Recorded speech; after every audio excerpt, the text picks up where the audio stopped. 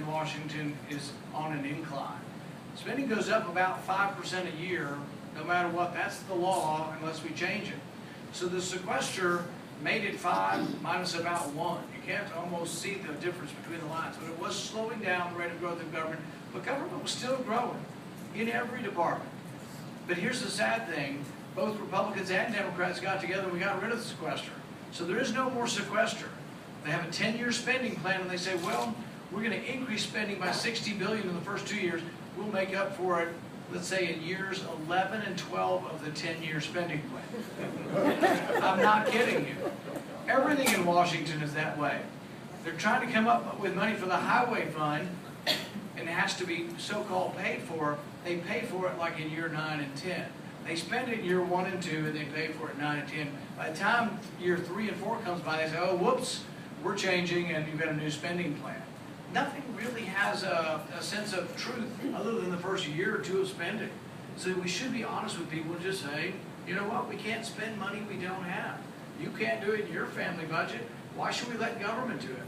And it's not just a number. You look at that number, 17 trillion, or now 17.5 trillion. You look at the debtclock.org and just see the numbers spiraling out of control, and you say, well, gosh, what does that mean?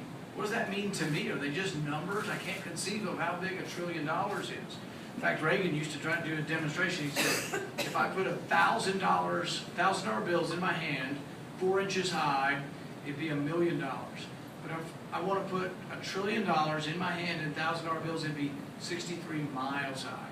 So these numbers are mind-boggling. But they do have real ramifications. If you've got a kid or a grandchild that's graduated from college and they owe $100,000 and they don't have a job, guess what? That's what the deficit does. It drags down growth. Some economists say it's causing us 1 million jobs a year. Last quarter, we didn't grow at all. We had negative growth last quarter. The president said he's probably still blaming it on George Bush, I'm sure. We've been in office 6 years and it's still George Bush's fault.